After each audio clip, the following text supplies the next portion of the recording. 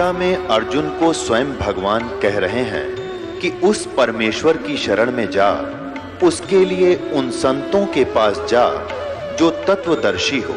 इसी प्रकार हजरत मोहम्मद को उनका अल्लाह कह रहा है कि कोई और पूर्ण परमात्मा है, उसको पाने के लिए उन तत्वदर्शी संत की तलाश कर। वो प्रभु कौन है, ये जानने के लिए कृपया अवश्य सुनिए जगत गुरु तत्वदर्शी संत रामपाल जी महाराज के अमृत वचन। उधर से नीरू नीमा जो बेस निसंतान जुलाहे थे वो स्नान करने के लिए उसी तालाब पर जाते थे, जो गांव उनकी रिहाज से, रेजिडेंस से, झोंपड़ी से 3-4 किलोमीटर दूर था, वन में, जहां गंगा का जल ही लहरों द्वारा उछलकर इकट्ठा होता था वर्षा के दिनों में। वहां परमात्मा को पाया था। शिशु रूप को लेकर, छोटे से नवजात शिशु को लेकर घर आए थे। सारा संसार गांव देखने गया था, सारा शहर, काशी में शहर देखने गया था। इतना सुंदर बालक तो देखा ना सुना। 25 दिन तक परमात्मा ने कुछ नहीं खाया था। तब चिंतित हो गए थे दोनों नीरू नीमा। तो तब परमेश्वर की लीला, कबीर भगवान की कृपा से एक कुंवारी गाय मंगाई गई थी। लंबी कहानी है, आज आगे से शुरू करेंगे। एक कुंवारी गाय, कुंवारी बछिया, जैसे नीरू जो है पहले ब्राह्मण था, गौरी शंकर नाम था इसी जन्म में, उनको जबरदस्ती मुसलमान बना दिया था। ऐसे नीमा को भी उसकी पत्नी थी, इन दोनों को जबरदस्ती हिंदू से मुसलमान बनाया था। फिर भी इनकी आस्था, और वैसे भी कोई भी साधु, हिंदू मुसलमान कोई भी है, जब आपत्ति आती है तो सभी धर्मों के गुरुओं के पास अपने और संकट का समाधान के लिए जाते हैं। तो नीरू गया था रामानंद जी के पास। रामानंद जी ने उसको कहा था कि कुंवारी गाय का वो दूध पिएगा, मुझे वो विद्वान पुरुष नजर आता है कोई, और उसको कुंवारी गाय लाकर दूध पिलाओ, कुंवारी गाय दूध देगी। तो ये उसके गले नहीं उतरी थी, किसको, नीरू के, कि कुंवारी गाय कैसे ना ज्ञान दूध देगी। स्वामी जी ने मुझे उसे टरका दिया है, ये सोचकर वो घर आकर बैठ गया। उसी दिन नीमा ने फाइनल फैसला कर लिया था कि ये बच्चा मरेगा और मैं साथ मरूंगी, इसके बिना जी नहीं सकती। और वो शंकर के पुजारी थे, उसी जन्म में जो ब्राह्मण थे, तो शंकर जी को याद किया। परमात्मा की प्रेरणा थी। शंकर जी वहां से साधु रूप बनाकर प्रकट हुए, सामने आते नजर आए। माई ने फिर अपना सारा दुख बताया, तो परमात्मा को गोदी में लिया। परमात्मा कबीर जी पालने से उठा करके नीमा ने साधु रूप में खड़े शंकर भगवान के चरणों में डालना चाहा। परमात्मा ऊपर उठ गए, साधु रूप में खड़े शिव जी के सिर के बराबर हवा में स्थिर हो गए। तब माई खुश हुई कि साधु, इस साधु में बड़ी करामात है, मेरे बच्चे को हवा में उड़ा दिया तो जीवन दान भी देगा। और वो लीला मालिक खुद कर रहे थे।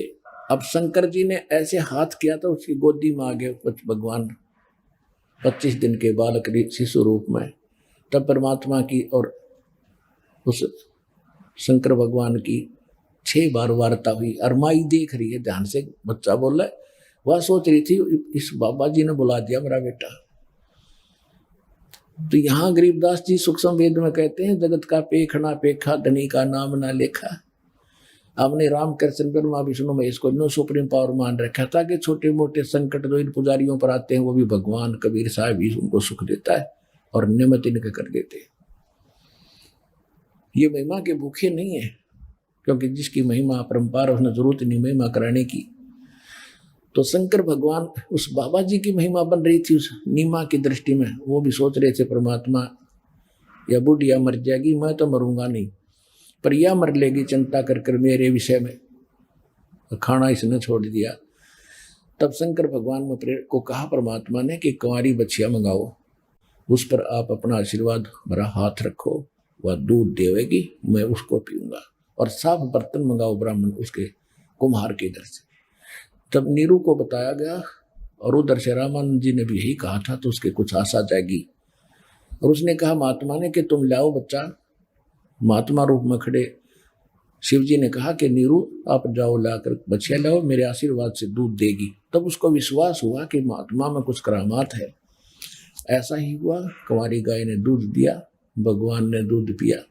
तो आज तक हम जिन सदग्रंथों को सत्य मानते रहे, ऋग्वेद मंडल नंबर 9 सूक्त नंबर 1 मंत्र 9 में स्पष्ट लिखा है कि जब भगवान परमात्मा, अमर पुरुष पूर्ण परमात्मा, जब शिशु रूप धारण करके अपनी लीला करने प्रत्येक युग में आते हैं तो वो कुंवारी गाय से उनकी परवरिश की लीला होती है, ऐसा लिखा है। जब वेद बताते हैं, आपको बहुत बार दिखाया दास ने, जब वेद बताते हैं कि भगवान ऐसी लीला करता है और जिसने ये लीला की है, who is God, he is God, तो वो कबीर इज गॉड। कौन कबीर? हम सुल्तानी नानक तारे दादू को उपदेश दिया, जात दुलाहा भेद न पाया वो काशी महे कबीर हुआ।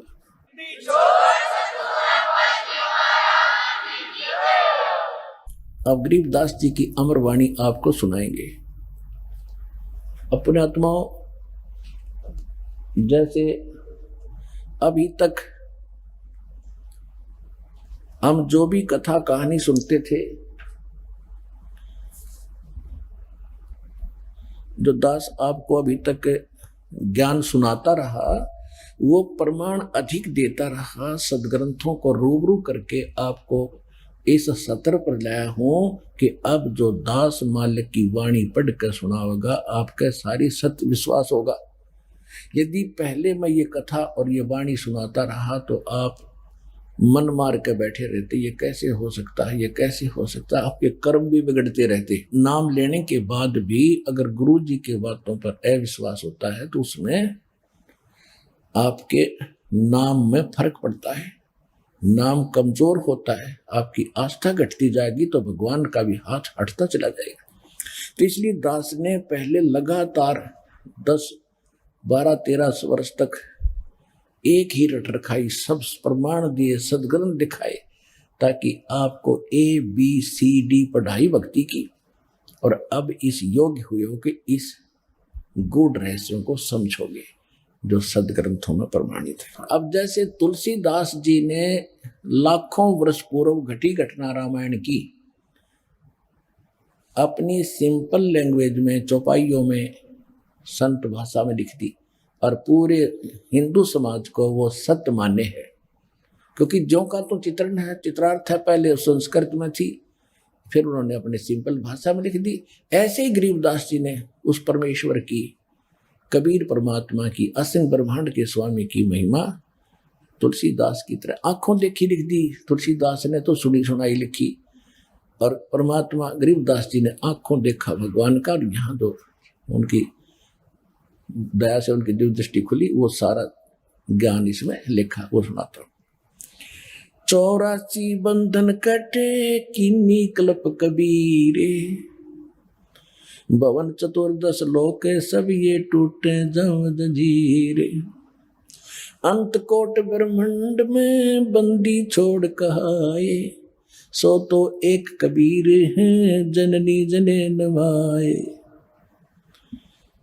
शब्द स्वरूप साहेब जनी शब्द से अंध सब माही, बाहर भीतर रम रहा जहां तहां सब ठाई, ग्रीव जल थल पृथ्वी गगन में वो बाहर भीतर एक, पूर्ण ब्रह्म कबीर हैं वो अवगत पुरुष अलेख, सेवक होके उतरे इस पृथ्वी के माही, जीव उदाहरण जगत गुरु बार बार बलि जाही। अब गरीबदास साहिब जी क्या बता रहे हैं? जल थल पृथ्वी गगन में बाहर भीतर एक, पूर्ण ब्रह्म कबीर है वो अविगत पुरुष अलेख। जैसे सूर्य आकाश में है, लाखों को किलोमीटर दूर है, वह साकार है, उसकी उष्णता, उसका प्रकाश हमें यहाँ प्राप्त है। तो इसी प्रकार परमात्मा साकार है, एक देशीय है, जहाँ चाहे कहीं रहो, लेकिन उसकी शक्ति से सब ब्रह्मांड संचालित है, और हम जीवों के अंदर भी उसकी शक्ति से ही सब कार्य हो रहा है। तो यहाँ कहते हैं जल थल पृथ्वी गगन में ये बाहर भीतर एक, अवगत पुरुष पूर्ण ब्रह्म कबीर है ये अविगत पुरुष अलेख। फिर क्या कहते हैं, वो परमात्मा सारी सृष्टि का मालिक सेवक हो के उतरे, दास बनकर ऊपर से कबीर दास कहाए। सेवक हो के उतरे इस पृथ्वी के माही, जीव उदाहरण जगत गुरु में बार बार बलि जाही। गरीबदास जी कहते हैं बलिहारी जाऊं उस परमात्मा पे, यहाँ दास बन के कबीर दास धानक जुलाहा ऐसे दिखा रहा जैसे हैंड टू माउथ। वो तो इसलिए दिखा रहे थे कि बच्चों इस गंदे लोक में घड़ी कोठी बंगलियां के पीछे ना पड़ो, अपना जीवन नाश मत करो, मुझ पर विश्वास करो, मैं जैसे रह रहा हूं मेरी तरह रहो। मैं क्या भूखा मर गया, 18 लाख व्यक्ति आए थे उनको मोहन भोजन खिला दिया, तो तुम्हें भी मैं ऐसे ही खिला दूंगा, ऐसे ही रखूंगा, तुम मेरे अनुकूल चलो, मेरी मर्यादा में रहो, बस इतनी सी।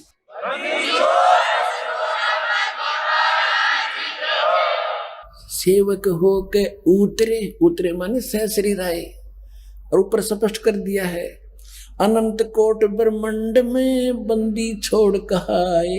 बंदी छोड़ यानी सबके बंधन छुड़ाने वाले, कैद से मुक्त कराने वाले। अनंत कोट ब्रह्मांड में वो बंदी छोड़ कहाए, सो तो एक कबीर है वो जननी जने नवाए। सेवक होकर उतरे वो इस पृथ्वी के माही, जीव उदाहरण है। और किस उद्देश्य से? जीवों का उद्धार करने के लिए, जगत गुरु रूप में सबके सत्य मार्ग की शिक्षा देने वाले के रूप में।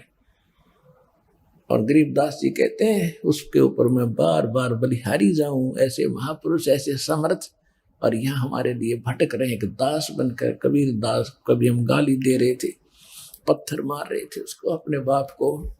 हमने काल की इतनी भांग पी रखी है।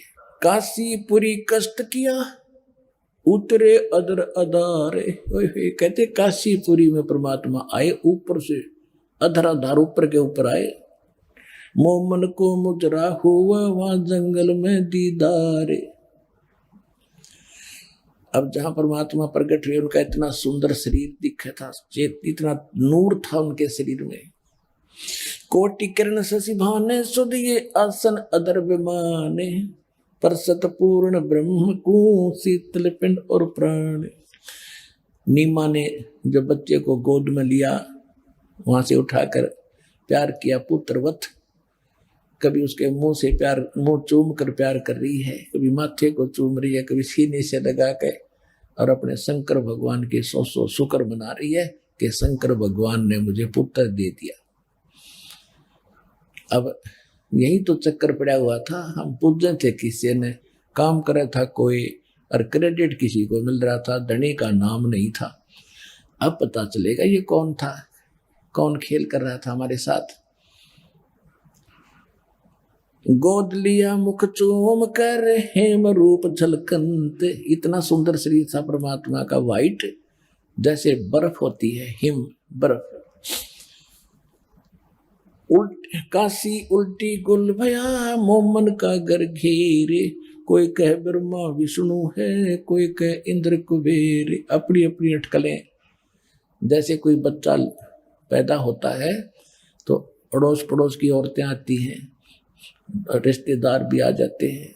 कोई कहता है इसके चाचा पर शक्ल जाती है, कोई कहता है इसकी मामा पर शक्ल है इसकी, कोई कहे इसकी ताई पे, कोई कहे इसकी माँ पे शकल है इसकी। तो अपनी अपनी सूझबूझ से वो उसकी वेरिफिकेशन कर रहे थे। क्या? काशी उमटी गुल भया और मोमन का घर घेरे। घर के ऊपर आगे सारे देखने का झुंड के झुंड। कोई कहे ब्रह्मा विष्णु है, कोई कहे इंद्र कुबेर। कोई तो कहता है कि ब्रह्मा जी नजर आते हैं, कोई कहे विष्णु कैसी शक्ल दिखाई देती है, कोई कहते नहीं ये तो कुबेर की तरह नजर आता है। कोई कहे ब्रह्म धर्म राय है, कोई कहते है ईश। 16 कला सुभान गति, कोई कहे जगदीश। भक्ति मुक्ति ले उतरे ये मेटन तीनों तापे। कहते हैं भक्ति और मुक्ति यथार्थ लेकर के यहाँ अवतरित हुए और हम दुखियों के तीनों तापों का नाश करने के लिए, ये विधि बताने के लिए परमात्मा आए, तीनों तापों का नाश करने की विधि लेकर आए। ऋग्वेद मंडल नंबर 9 सूक्त 94 के मंत्र 1 में 94 के, ऋग्वेद मंडल नंबर 9 सूक्त 95 मंत्र 2 में यह स्पष्ट किया है कि परमात्मा जब सहस्रील यहाँ आते हैं या वैसे नवजात शिशु को रूप धारण करके बड़े होते हैं लीला करते हुए, तो वो एक कवियों की तरह आचरण करते हुए अपना ज्ञान बताते हुए फिरते हैं, और वो अपनी वाणी के द्वारा बोल बोल के भक्ति के लिए प्रेरणा करते हैं, ऊंचे स्वर में आवाज लगाते हैं, और भक्ति के गुप्त मंत्रों को वो स्वयं ही आविष्कृत करते हैं, यहाँ हमें देते हैं। तो वही यहाँ गरीबदास साहब बता रहे हैं, भक्ति मुक्ति ले उतरे वो मिटन तीनों तापे। मोमिन यानी मुसलमान दुल्हे के घर पे मोमिन के डेरा लिया वो कहे कबीरा बाप। दूध न पीवे न अनबा के न पलने झूलंत, अदर अमान ध्यान में वो कमल कला फूलंत। कुछ खा पी नहीं रहे थे, फिर भी इतना स्वस्थ शरीर था जैसे किलो दूध रोज पीता हो बच्चा, ऐसे फल रहे थे। लेकिन जब तक कुछ खा पी ना ले तो माँ बाप को विश्वास नहीं होता कि ये सुरक्षित है, नहीं खाता कभी भी मर सकता है, ऐसी चिंता में वो दोनों जने थे। अब खलक मुलक देखण गया राजा प्रजारीत, जम्बू दीप जहान में वे उतरे शब्द अतीत। जम्बू दीप, ये जम्बू दीप भारतवर्ष है। परमात्मा सहस्री राय अपनी शब्द शक्ति से, वचन से, दुनी कहे यो देव है, दुनिया कहे यो देवता दिखे, देव कहे ये ईश। ऊपर देवता बातें कर रहे हैं कि तो भगवान हो सकता है, यानी ये भगवान मानते हैं निराकार यानी साकार बन के आ गया है, निरंजन। ईश कहे ये पूर्ण ब्रह्म है, पूर्ण विश्व बीस। फिर कहते काशी गए कुरान ले, धर लड़के का नाम, अक्सर अक्सर में फुरा धन कबीर बल जाओ में। सकल कुरान कबीर हैं, हरफ लिखे जो लेख, काशी के काजी कहे ये गई दीन की टेक। बच्चे का नाम रखने के लिए मुसलमान भाई काजी आए, वो क्या करते हैं, कुरान शरीफ को खोलते हैं, खोल के जो पहला अक्षर होता है उसके आधार से वो नाम रखते हैं। कबीर का अर्थ बड़ा भी बताते हैं ये लोग काजी। तो कबीर शब्द था प्रथम, तो उन्होंने तुरंत वह पवित्र कुरान शरीफ बंद कर दी, फिर खोलने लगे, आपस में बतलाने लगे कि कबीर जुलाहे का लड़के का नाम कबीर थोड़ा ही रखना चाहिए, कबीर माने बड़ा। देखो बेशक कहीं जैसे मुसलमान धर्म है, जाति पाति नहीं मानते, लेकिन ऊपर से नहीं मानते, अंदर से जोंकी तो व्यवस्था है। तो उन्होंने सोचा था कबीर नाम किसी अच्छे घराने का रखेंगे तो ज्यादा पैसा मिलता है, इसको रखेंगे, इसने तो 1 टका देना है, 2 मुट्ठी दाने दे देगा। तो उन्होंने सोचा बंद करो और देखते हैं। दूसरा देखने लगे, उस पर भी कबीर, पूरे उस पृष्ठ पे कबीर कबीर दोनों पर, कुरान वाले हर अक्षर नहीं रहे। फिर और पलट कर देखा, सारी को कबीर कबीर कबीर लिखा सारा। परमात्मा बोले काजी कबीर नाम है मेरा, यही रहेगा।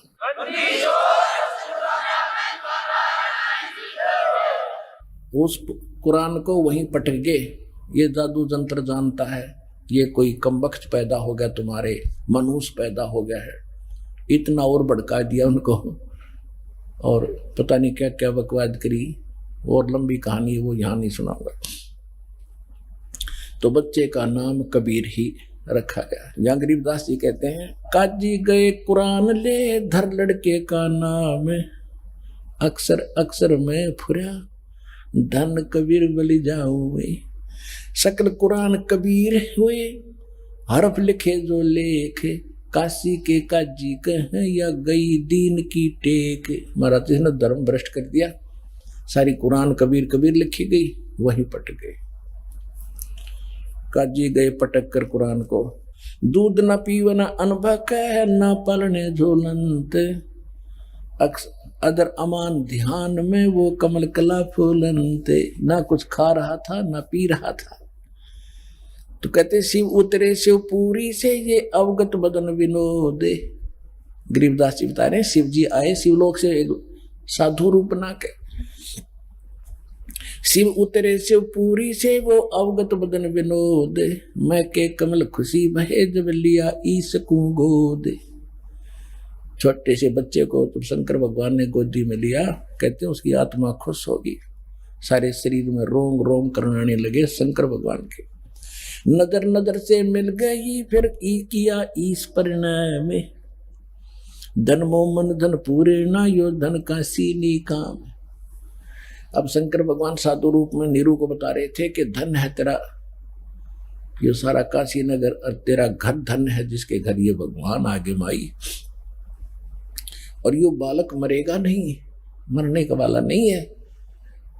तो माई कहने लगी नीमा के महात्मा जी ये सुख की सांत्वना से मेरा दिल डटने वाला नहीं है, ये कुछ खावेगा तो मेरा दिल डटेगा, यह सांत्वना मुझे आपकी संतोष नहीं दे सकती। अब क्या बताते हैं,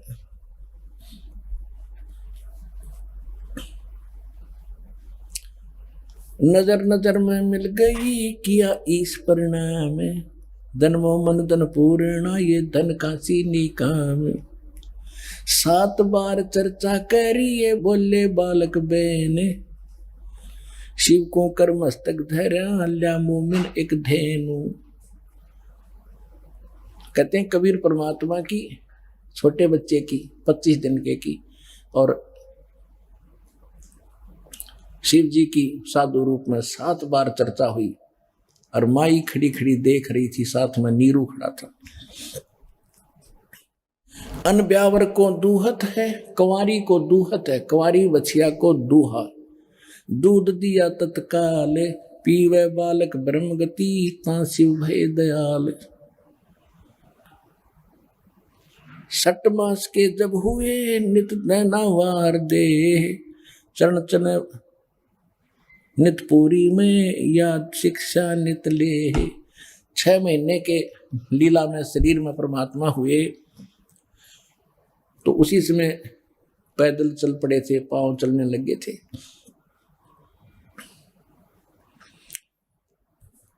अब थोड़ी सी कहते हैं, अब रामानंद जी के बारे में बताया वो कौन थे कैसे थे। भगति दरावड़ देश थी यहाँ नहीं एक रिंचे, ऊत भूत की धामना या पाखंड और परपंच। रामानंद आनंद में काशी नगर मंझारे, देश दरावड़ छोड़ कर वो आए पूरी विचार। अब स्वामी रामानंद जी के साथ आगे लिंक होता है इस कथा का, इसलिए गरीबदास जी ने बीच में थोड़ा हिंट दिया है कि स्वामी रामानंद जी ये बहुत बड़े विद्वान ब्राह्मण माने जाते थे, वेदों गीता पुराणों के। और काशी एक हमारे पूरे विश्व के अंदर काशी अध्यात्म का एक केंद्र माना जाता है। तो जब रामानंद जी द्राविड़ देश में दूर रहने वाले थे, उन्होंने जब देखा कि ऐसे पवित्र नगरी में ये नकली ब्राह्मणों ने वहां पर ऊत भूत की पूजा पाखंड प्रपंच का प्रचार कर दिया है, तो वहां जाकर उन्होंने वेद शास्त्रों गीता अनुसार ज्ञान देने की सोची, वहां आकर रहने लगे। लेकिन उनके विचारों से, क्योंकि लोग संस्कृत बहुत बोलते थे, एजुकेटेड बचपन से पढ़ने लगते थे, तो वहां की आसपास के क्षेत्र के लोग बड़े प्रभावित हुए कि रामानंद जी बड़े विद्वान पुरुष है, जिस कारण से ब्राह्मणों के एजुकेटेड बच्चे उनके शिष्य हो गए और 1400 ऋषि शिष्य बना दिए, जो केवल वेद गीता और पुराणों के आधार नाम लेकर के वो प्रचार करते थे। तो लोगों में कुछ वहां भक्ति पनपी, और लेकिन वो पाखंड भी बराबर चल ही रहा था। तो उसी समय क्या बता रहे हैं कि भक्ति दरावड़ देश थी यहाँ नहीं एक रिंचे, काशी में ऊत भूत की धावना पाखंड और परपंच। रामानंद आनंद में काशी नगर मंझारे, देश दरावड़ छोड़ कर वो आगे पूरी विचार। काशी में आगे ये विचार करके योग युक्त प्राणायाम कर जीता सकल शरीर, त्रिवेणी के घाट में वो अटक रहे बलबीर। बचपन से ही ब्रह्मचारी थे स्वामी रामानंद जी, और योग साधना आदि करके मेडिटेशन करके उसने अपने आप को मान रखा था कि मैंने बहुत बड़ी उपलब्धि कर ली है, अपने शरीर को साध लिया है। योग युक्त प्राणायाम कर जीता सकल शरीर, लेकिन त्रिवेणी के घाट पर वो अटक रहे बलबीर। आगे चल के 3 रास्ते हो जाते हैं, उसको त्रिवेणी बोलते हैं। अभी तक किसी को ज्ञान तो था ही नहीं। जब हम यहाँ से चलते हैं, त्रिवेणी किसको बताते हैं कि जहाँ इला और पिंगला आगे जाके सुषमना में मिल जाती हैं। इससे आगे चल के जब हम त्रिकुटी पर पहुंचते हैं, त्रिकुटी के बाद फिर 3 रास्ते होते हैं। त्रिकुटी के बाद 3 रास्ते, वो त्रिवेणी कहलाती है। योग युक्त प्राणायाम कर जीता सकल शरीर, त्रिवेणी के घाट में वो अटक रहे बलबीर। तीर्थ व्रत एकादशी और गंगोदक स्नाने, पूजा विधि विधान से सर्व कला सूर्ज्ञान। करे मानसी सेव नित्य आत्म तत्का ध्यान, छठ पूजा आरंभ गति धूप दीप बंधान। 1400 चेले किए काशी नगर मंझारे, 4 संप्रदा चलत हैं और 52 दरबारे। अब इतनी प्रभुता होगी थी स्वामी रामानंद जी की। 1400 तो ऋषि शेष बना दिए थे, ब्राह्मणों के बच्चे, जो रामानंद जी के ज्ञान को आगे प्रचार कर रहे थे। और तीर्थ व्रतों और इन मानसिक पूजा किया करता था भगवान की। ज्यों की तो एक तो सटकर्म होते हैं, ये सारे करता था। उनमें से सटकर्मों में से एक है शालिग्राम की पूजा। शालिग्राम मीन भगवान विष्णु श्री कृष्ण जी की कोई मूर्ति, पत्थर पीतल चांदी की।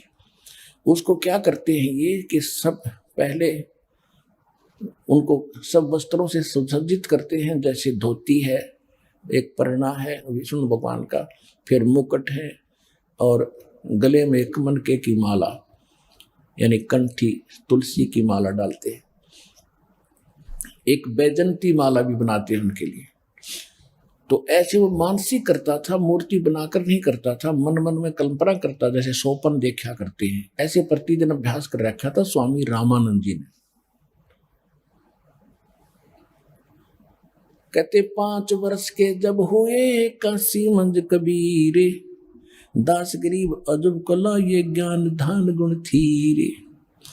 गुल भया काशी पूरी ये अटपटे बैन बिहंगे, गरीब दास गुनी थके वो सुन दुल्हा पर संगे। 5 वर्ष की आयु में जिस उद्देश्य को लेकर भगवान आते हैं, ऋग्वेद मंडल नंबर 9 सूक्त 86 के मंत्र 26 और 27 में, ऋग्वेद मंडल नंबर 9 सूक्त 82 के मंत्र 1, 2, 3 में, ऋग्वेद मंडल नंबर 9 सूक्त 96 के मंत्र 16 से लेकर 20 तक, ऋग्वेद मंडल नंबर 9 सूक्त 94 के मंत्र 1 में, ऋग्वेद मंडल नंबर 9 सूक्त 95 के मंत्र 2 में, ऋग्वेद मंडल नंबर 9 सूक्त 54 मंत्र 3 में, ऋग्वेद मंडल नंबर 9 सूक्त 20 मंत्र 1 में, ऋग्वेद मंडल नंबर 9 सूक्त 1 मंत्र 8 और 9 में। ये कंप्लीट ज्ञान है इस परमपिता कबीर भगवान का, कि वो कबीर देव कबीर साहब सतलोक में रहते हैं, राजा के समान देखने में राजा की तरह बैठे हैं सिंहासन पर, ऊपर सिर पे मुकुट है, और वहां से गति करके आते हैं, अच्छी आत्माओं को मिलते हैं, 3 प्रकार से लीला करते हैं। एक रूप में वहां रहते हैं, जब दूसरे यहाँ आते हैं तो कभी प्रत्येक युग में एक शिशु रूप धारण करके एक लीला करते हैं, जिसको निसंतान दंपति उठा ले जाते हैं।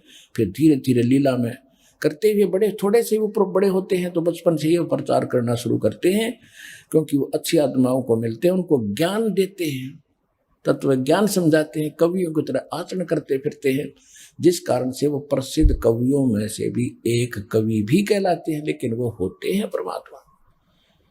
तो उसी आधार से वही प्रमाण गरीबदास साहब दे रहे हैं। क्या बता रहे हैं? 5 वर्ष के जद भये काशी मंज कबीरे, गरीबदास अजब कला ये ज्ञान ध्यान गुण थीरे। 5 वर्ष के जब हुए इतना गजब का ज्ञान बताया करते थे कि बड़े बड़े विद्वानों के छक्के छुड़ा देते थे। जैसे रामानंद के छोटे मोटे 1400 ऋषि कहीं सत्संग कर रहे होते थे तो परमात्मा खड़े होके एक प्रश्न करते थे, क्या कौन ब्रह्मा का पिता है, कौन विष्णु की माँ, शंकर का दादा कौन है, पंडित जी दे बता। यह इनकी टाई टाई फिस, ये तो अजरो अमर है, इनके कोई माता पिता नहीं है, तो क्या बकवास करता है, बंद कर देते इसको बात सुनना। अब क्या कहते हैं, गुल भया काशी पूरी ये अटपट बैन बिहंगे, गरीबदास गुणी थुके सुन गुजुल्हा पर संगे। गरीबदास जी कहते हैं बड़े बड़े विद्वान, गुणी माने विद्वान, परमात्मा के सामने वो प्रश्नों का उत्तर नहीं दे सके। जैसे एक सिंपल सा उदाहरण है, वो भगवान को निराकार बताते हैं। परमात्मा कहते तुम वेदों को सत्य मानते हो? हाँ जी। तो वेदों में फलाने फलाने उसमें ये ऐसे लिखा है, पढ़कर देखो। पढ़ लेते थे पर मानते कभी नहीं थे। तो क्या कहते हैं, गरीबदास जी कह रहे हैं कि उस जुल्हे के ज्ञान के प्रसंग को सुनकर विद्वान भी थक जाते थे, हार जाते थे। बेशक वो ऊपर से स्वीकार नहीं करते थे, अंदर से टूट जाते थे। अब परमात्मा ने क्या लीला की? परमात्मा की यही कोशिश रही है कि सबसे पहले क्यों ना मैं इस रामानंद को सेट कर दूं, जो इतना प्रचार कर रहे, फिर ये हो सकता है मेरे वाले ज्ञान को बता दे, मेरा काम हल्का होगा। तो परमात्मा ने सोचा इस रामानंद के निकट जाऊं कैसे।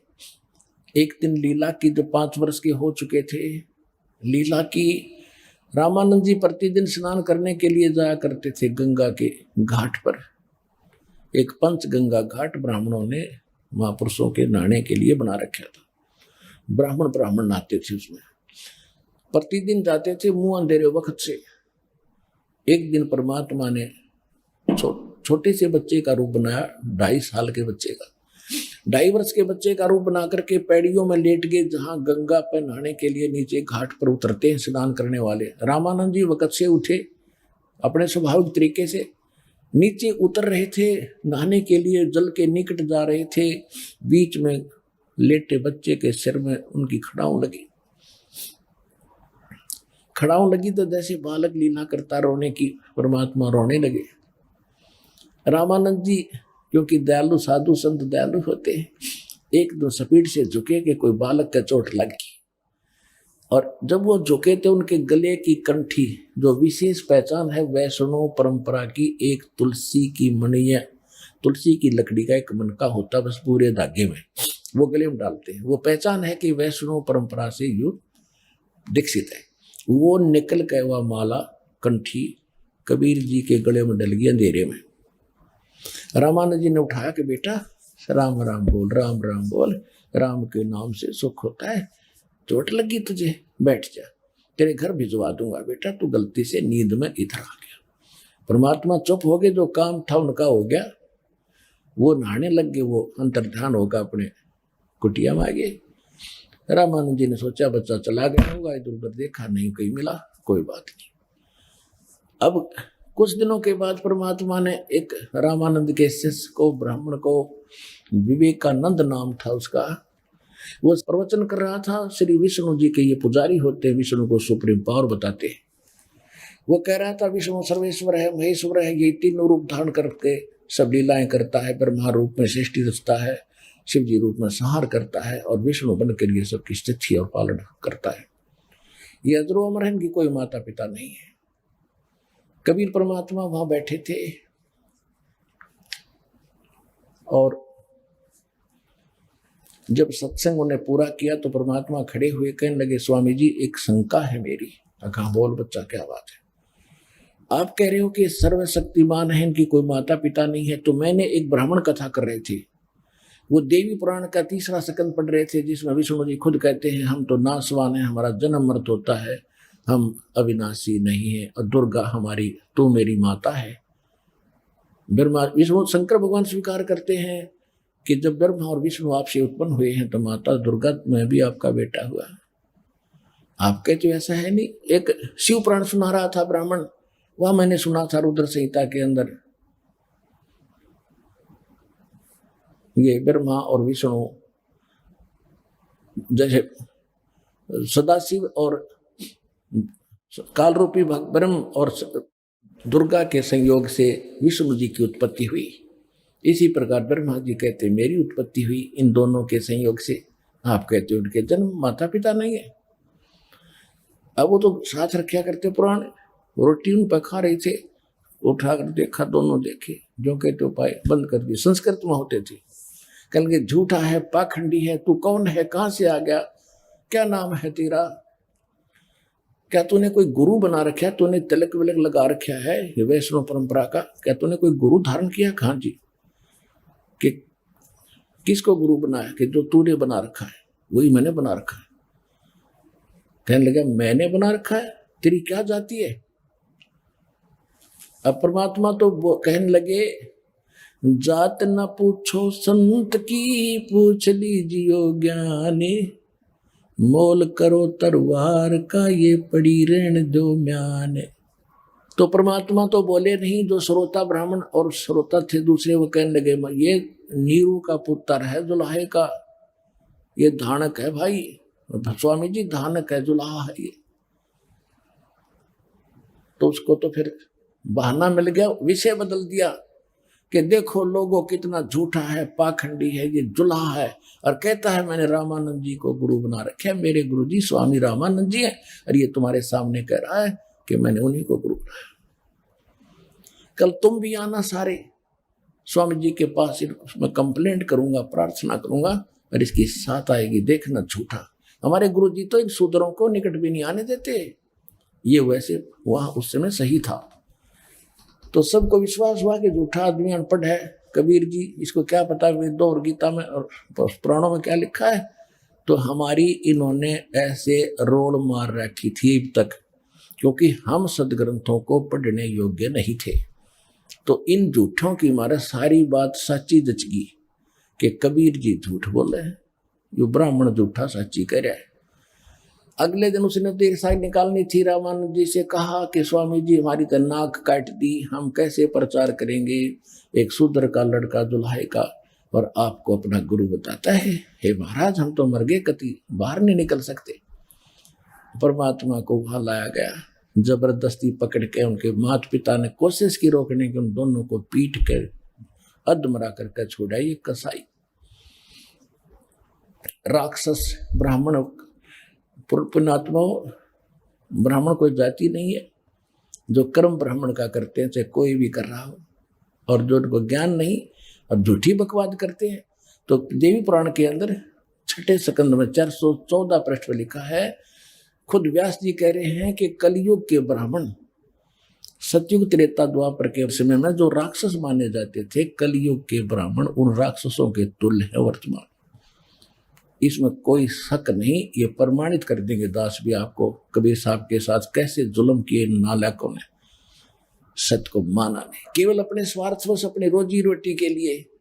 एक प्रत्यक्ष प्रमाण है कि ज्ञानेश्वर नाम के महाराष्ट्र में एक ब्राह्मण थे, और उनको प्रेरणा होगी भगवान की भक्ति के लिए, वो घर छोड़कर चले गए जंगल में। अब वहां 5-4 वर्ष रहे, फिर भी वो उन्हें सोचा भी घर पे रहकर ही बात बनेगी, तो वापस आ गए। और उनके जो यजमान थे, रोजी रोटी का साधन थे, वो अन्य ब्राह्मणों ने बांट दिए। उसके 20, 30, 50 जो घर थे, ब्राह्मण यजमान थे ज्ञानेश्वर जी के, वो उन नकली ब्राह्मणों ने डिवाइड कर लिए थे। जब वो दोबारा आ गए तो उनको चिंता हुई कि आते फिर यजमान मांगेगा और तुम्हारी रोजी रोटी बांटेगा। हालांकि उसी की ले रखी थी, उसके साथ ऐसा जुल्म कहर तोल दिया कि अब ये ब्राह्मण नहीं रहा, अब ये यजमानी नहीं कर सकेगा, ये सन्यासी बन चुका है। उसको विवश कर दिया, मरने के लिए उसने जिंदे न समाधि लेनी पड़ी। इतना कसाई कर्म कर देते ये लोग। कबीर परमेश्वर जी के मुंह बोले माता पिता नीरू और नीमा को मार कूट के वो रोके थे, ना ले जाओ हमारे बच्चे को, क्या गलती कर दी, हम समझा देंगे। उन मस्टंडे लेकर गया था विवेकानंद, 5, 8, 10 डंडे वाले, उन्हें कूट कूट कर दुमरे करके छोड़े और उनको परमात्मा को ले गए। रामानंद जी के सामने जब खड़ा किया कि स्वामी जी ये आ गया वो दुल्हाई का बेटा जो हमें बदनाम करता है, तो रामानंद जी भी अपना नंबर बनाने के लिए कि झूठा है, अपनी कुटिया के सामने पर्दा लगा लिया और कुटिया के अंदर से प्रसन्न कर रहे हैं परमात्मा को। 5 वर्ष के बालक को बाहर खड़ा कर रखा है। रामानंद जी पर्दे के अंदर से प्रसन्न कर रहे हैं, परमात्मा उत्तर दे रहे हैं। आडा पर्दा लाए कर ये रामानंद बूझनते, गरीबदास कुरंग छवि अदर ढाक कूदनते। के अंदर रामानंद जी ड्रामा कर रहा, इतना अपने आप को यानी क्रोधित महसूस कर रहा था, धरती पर पैर पिटे और अंदर से गुस्से में आवाज होकर बोल रहा है, कौन जात कुल पंथ है, कौन तुम्हारा नाम है, दास गरीब आधीन गति फिर बोलत है बलि जाऊंगे। गरीबदास जी इस वाणी को पुण्यात्मा जब तुम पढ़ा करोगे, जब आपकी ऐ मिट जाएगी, उसके बाद देखना इस वाणी को पढ़ते समय आंखों से आंसू बहा करेंगे और ये परमात्मा के प्रति आपकी आस्था का प्रतीक होगा। कहते हैं जैसे सूरज के आगे बदरा ऐसे कर्म छयारे, प्रेम की पवन करे चुत मंजुन झलके तेज नयारे।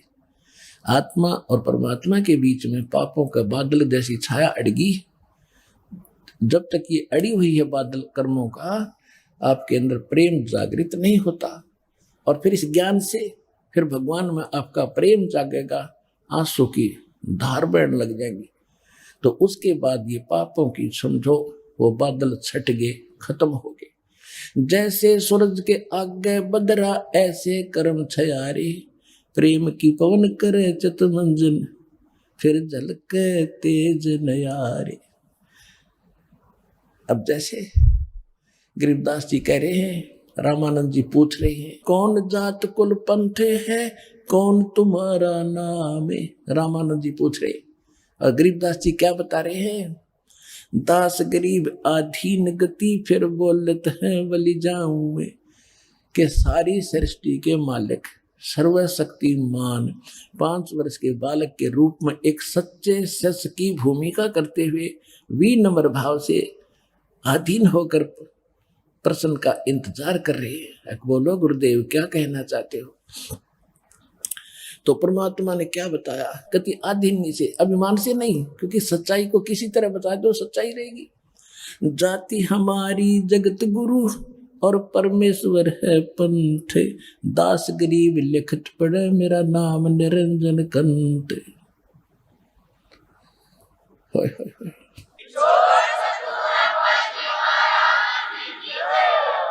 परमात्मा ने कहा कि अगर मेरी जाति पूछते हो तो जगत गुरु हूं मैं, सारे विश्व को सच्चा ज्ञान देने वाला सतगुरु हूं मैं। और मेरा पंथ पूछता है तो मैं परमेश्वर पंथ है, परमेश्वर। आज के सत्संग का सबसे पहला यही स्टार्ट था कि 3 पुरुष है, सरपुरुष, अक्षर पुरुष और परम अक्षर पुरुष। इनको दूसरी भाषा में ईश्वर, परमेश्वर। ईश कहते हैं 21 ब्रह्मांड के स्वामी ब्रह्म सरपुरुष को, और ईश्वर इससे बड़ा सात्संग ब्रह्मांड का स्वामी है, वो अक्षर पुरुष, उसको ईश्वर कहते हैं, यानी ईश से श्रेष्ठ। और परमेश्वर ईश्वरेषु समर्थेषु परम श्रेष्ठ है, स परमेश्वर है। इन ईश्वरों में भी सभी यहाँ के वर्तमान के जितने समर्थ बने बैठे, इनमें भी जो परम श्रेष्ठ है स परमेश्वर है। तो वो उत्तम पुरुष कौन है, वो परमेश्वर, यानी ईश्वर का से भी परम सर्वश्रेष्ठ। और रामानंद जी तो उस ब्रह्म के ऊपर अटके हुए थे, और ब्रह्म के तो दूर की बात है, विष्णु जी को ही ब्रह्म मान रहे थे और सर्वशक्तिमान मान रहे थे। क्या बताते हैं परमात्मा कहते हैं जात हमारी जगत गुरु और परमेश्वर मेरा पंथ है, कि मैं परमेश्वर का पंथ चला रहा हूं। जैसे कोई तो निरंकारी पंथ है, कोई विष्णु जी का पंथ है, कोई शंकर जी का पंथी है। पंथी माने उस मार्ग पर चलने वाला। तो कबीर परमात्मा कहते मेरा वो परमेश्वर वाला पंथ बताने आया हूं, मैं सारी सृष्टि को ज्ञान देने वाला जगत गुरु हूं और मेरा नाम है, पूछता है तो मैं परमात्मा हूं। अब परमात्मा शब्द धानक दुल्हे का बेटा कहे तो कैसे गले उतरे उस विद्वान ब्राह्मण के, कर्महीन के। क्या बोले, रे बालक सुन दुर्बुद्धि घटमट तन आकारे, दास गरीब दर्द लगा जब हो बोले सर्जनहारे। रामानंद जी कहते हैं कि ए दुर्बुद्धि, ए बुद्धि भ्रष्ट बच्चे, तेरा शरीर दिखाई देता है, तू अपने आप को निरंजन भगवान बता, क्योंकि ये तो निरंजन पर टकरे है। हमारे गांव में एक नाथों का डेरा है और जो अस्तल बोहर से जुड़े हुए हम उस बाबा वो नाथ था उससे जुड़े हुए ये, तो वो आते थे जब दीक्षा मांगने के लिए, तो वो बाबा आता था, हम छोटे छोटे थे, वो कहा करता अलख निरंजन माई अलख निरंजन। बेटी के बाप शुरू में काल का नाम ले तो आते ही, अब पता चला वो तो काल का दूध था। तो ये अलख निरंजन को उत्तम मान रहे हैं, तो परमात्मा कह रहे हैं कि मेरा वो निरंजन नाम है, थारे भगवान वाला समझ लो। वैसे वास्तव में निरंजन परमात्मा कबीर जी ही है, ये नकली निरंजन है, ये झूठे हैं। कहते हैं निरंजन है अंजन के माही, अंजन माने माया, निरंजन माने माया रहित। ये देखो ये सब झूठे अपने आप को भगवान बताते रहे, भगवान है ही नहीं, ऐसे ये निरंजन बने बैठे हैं और इन्होंने इसी निरंजन ज्योत निरंजन काल को मालिक मान रखा है। तो इसलिए भगवान कहते हैं कि मेरा जो निरंजन नाम समझ ले। अब उस निरंजन को ये मानते निराकार। और यहाँ रामानंद जी उल्हाने दे रहा है कि तेरा शरीर दिखाई दे, तेरा आकार है, और फिर भी तो कहता है मैं भगवान हूं। अरे दुर्बुद्धि तुम, रे बालक सुन दुर्बुद्धि घटमट तन आकारे। अब गरीबदास जी कह रहे हैं कि भगवान ने अपने आप को परमात्मा कह दिया, इस बात का दर्द हो गया उस रामानंद दुर्बुद्धि को। रे बालक सुन दुर्बुद्धि घटमट तन आकारे, दास गरीब दर्द लग्या जब हो बोले सृजनहारे। गरीबदास जी कहते हैं कि रामानंद जी को दुख हुआ इस बात का, जो भगवान ने अपने आप को भगवान कह दिया, उसकी अज्ञानता के कारण दुख था। पुण्यात्माओं, आने वाले समय में आपको ये अमर कथा सुनाया करूंगा, आपकी आंखों से आंसू बहा करेंगी, लेकिन इसके सुनने के लिए तैयार कर रहा हूं पहले आपको, कि ताकि दास जो बोले था आपके सारी अंदर समावे। इसलिए ये कथा, ये प्रमाण देख देख आपको इतना फीड कर रहे हैं, इतना सीडी वगैरह डीवीडी बनाकर भेज रहे हैं, आपको सिम कार्ड मेमोरी कार्डों में सत्संग सुना रहे हैं, ताकि आपका जो अंधेरा हट जाए। फिर आप कथा सुना करते थे रामायण महाभारत की, तो आपने बैली का प्रथम कक्षा का कायदा दिखाई दिया करेगा इस ज्ञान के सामने। और फिर आगे आने वाले समय में क्या होगा, आने वाले समय में क्या होगा कि माया की दौड़ धूप खत्म होगी, सब ये व्यर्थ के खर्चे बंद करवा दिए, बीड़ी शराब मांस तमाकू 50% बरी हो गया, फ्री हो गए। उसके बाद रही ये परंपराएं, ब्याह शादी बकवाद नाचने गाने चोचक बात, ये कति बंद करेंगे। फिर समय क्या रहेगा, रोटी के लिए कुछ काम किया, बाकी समय आके कथा सुना करोगे और गदगद हो जाया करोगे। टीवी चैनल बना रखे, टीवी चैनल चला करेंगे, तुम घर बैठकर जैसे पहले महाभारत सुना करते थे, काम छोड़ छोड़ कर सुना करोगे, वो दिन आएगा।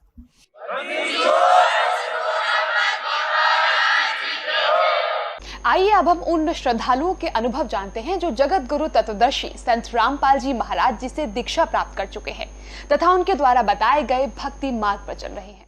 नमस्कार जी। सत साहेब। क्या नाम है बहन जी आपका? पिंकी दासी। बहन जी आप कहाँ से आई हैं? दिल्ली मंगोलपुरी से।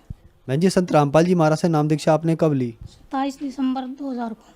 बहन जी संत रामपाल जी महाराज से नाम दीक्षा लेने से पहले क्या आप कोई भक्ति साधना भी करती थी? हम भक्ति नहीं करते, थे, बाकी श्रद्धा थी, जैसे शेरावाली में, शिव जी में, और हमारी मानता थी गुगा जी की। उस गुगा में इतनी श्रद्धा थी, इन तीनों में खाली श्रद्धा थी, बाकी और लेन देने के लिए कुछ नहीं था। बहन जी फिर क्या कारण बना कि आप संत रामपाल जी महाराज की शरण में आए? संत रामपाल जी महाराज की शरण में ये कारण बना, भैया मेरा इतनी बीमारी थी बहुत ज़्यादा, यानी गिनती करने लगे तो ऊपर से नीचे तक गिनवाओ, जैसे सिर में दर्द देना 24 घंटे, फिर आँखों से दिखना कति बंद हो गया, फिर नज़ला था, यानी 25 दिन तो जुकाम रहता और 4 दिन ठीक रहता। उसके बाद सारे दांत मेरे हिल गए थे, जिससे ये मसूड़े भी जगह छोड़ गए थे। इससे मेरे छाती में दर्द रहता था, दोनों नलिया में दर्द रहता था, सातड़ों में बावसीरी, और ये गोडे का नस चढ़ना। मेरा खूनी बांसुरी थी, इतनी ज़बरदस्त थी कि सुबह लैटरिन करते तो शाम तक दर्द रहता। इसके कारण मैंने रोटी भी खानी कम कर दी थी ताकि लैटरिन कम जाओ। फिर उसके कारण से कब्जी ज़्यादा होगी, कब्जी से ज़्यादा दर्द सहन करना पड़ता थी। सुबह तक शाम के 4 बजे तक दर्द नहीं जाता था। ये इससे मैं इतनी परेशान हो गई थी बहुत ज़्यादा। फिर मेरा ये खाज की बीमारी थी, क्योंकि मेरे पापा के भी ये बीमारी थी, मेरे ताऊ का भी, और मेरे चाचा जी को भी, सबको ये बीमारी थी, तो मेरे भी यही बीमारी थी। यहाँ दांत था मेरा इतना बड़ा, और खुजली बहुत होती थी। यहाँ पर पानी के भाले भर जाते थे, फूट जाते थे, इससे मेरे बहुत दिक्कत थी। सर्दियों में तो ये सारे फट जाया करते हाथ। बहन जी आपके बताए अनुसार आप में बीमारियां थी, तो फिर संत रामपाल जी महाराज से नाम दीक्षा लेने के बाद क्या आपकी वो बीमारियां ठीक हुई? जैसे ही मैंने नाम लिया 27 दिसंबर 2000 को, मैं सुबह उठी तो मेरा सिर का दर्द गायब था। फिर मेरा ये आँखों से 2 दिन के बाद आँखों में रोशनी आ गई थी। फिर तीसरा मेरी ये बात जो आता था ये भी आना बंद हो गया। ये गोड्डे की जो नस पनस चढ़े थी ये भी चढ़नी बंद हो गई। बांसुरी भी कति ठीक हो गई। ये बीमारियां तो मेरी छूमंतर हो गई। 2000 में 15 सितंबर से लेकर 26 नवंबर तक ये एक बच्चा खड़ा हो गया था, इसे मेरे बहुत ब्लड गिरा था। दिवाली वाले दिन मेरा 4 बजे ऐसे चल गया था जैसे पाइप से पानी चलता है, और शाम के 7 बज गए थे। मेरी माँ नाम ले रही थी गुरुजी से, 1999 में लिया था। तो तंग आकर मेरी माँ ने गुरुजी की तरफ प्रार्थना करी थी कि हे गुरुजी, या तो इसको ठीक कर दो, नहीं तो मैं आपकी जोत नहीं लगाऊंगी। ये कहकर मेरी माँ दाई को बुलाने चली गई थी। उसके आने से पहले ही 5 मिनट में एक और अंडे जितना बाहर आया, तो उससे मेरा ब्लड भी बंद हो गया। नहीं तो उस टाइम मेरी मृत्यु कति होनी थी किसी कीमत पर, क्योंकि इतना खून गिरने के बाद कोई बच नहीं सकता था। फिर मेरा पैरालाइज हो गया था। मेरे यहाँ से ये रीढ़ की हड्डी गड़ गई थी, और इससे मैंने 9 अस्पतालों में दिखाया था कि सब ने किसी ने बीमारी नहीं मिली थी। ऐसे मैंने है ना 6 महीने मैंने सो कर नहीं देखा। इस बीमारी में इतना दर्द था, नहीं मैं पीछे सिर लगा सकती थी, नहीं मैं आगे, नहीं ऐसे, यानी मेरे से लेटा नहीं जाता। 6 महीने तक मैंने सो कर नहीं देखा। बैठे बैठे रात काटी, दिन में अपना काम करती, रात को सोती थी। मैं अपने घर पे गई हुई थी, यानी बैठे बैठे रात ने 2-2:30 बजे से ऐसे बैठे बैठे मेरा शरीर कति मिट्टी हो गया। तो मेरी माँ उठी 2:30 बजे से, बोली ये ठंड है, रजाई ओढ़ दे। तो हाथ लगा के देखा तो मैं कति ठंडी हो रही थी। तो तुरंत अस्पताल में लेके गए रोहतक वाला ने इतनी इमरजेंसी केस होने के बाद भी दाखिल नहीं करा। इंजेक्शन लगाया, बोले सुबह ओपीडी में आ जाना। ओपीडी में सुबह ओपीडी में लेके गए। वहाँ डॉक्टर ने कहीं इधर घुमा दिया, कभी इधर घुमा दिया। तो जब लास्ट में नंबर आया तो वहाँ भेज दिया कि इसको जहाँ पैरालिसिस का इलाज होता है वहाँ लेके जाओ। वहाँ डॉक्टर ने कुर्सी पे बिठा के ऐसे बोला कि पैर उठाओ। पैर नहीं उठे। लास्ट में कह दी ये ऐसी रहेगी, इसकी पावर खत्म होगी, कति ये ऐसी रहेगी। 800 की दवाई लेकर दे दी, बोला इसको घर ले जाओ, ये ऐसी रहोगी। घर आने के बाद हृदय से जब पुकार करी तो यहाँ गुरुजी ने अर्बन अस्पताल में वहाँ पहुँचा दे। वहाँ पहुँचाने के बाद उन्होंने तुरंत एडमिट कर ली, बोला ये ठीक हो जाएगी। संत रामपाल जी महाराज से प्रार्थना लगवाई। जब गुरुजी रोहतक कांड में रोहतक जेल में थे तो प्रार्थना लगवाई, तो गुरुजी ने कही कि ये नाम सही रखना और अपना भक्ति करते रहना, ठीक हो जाओगे। फिर उसके बाद ये फोटो है, इसमें ये लड़का पेट में था, ये बेल्ट चढ़ी हुई है इसमें, तब ये लड़का पेट में था।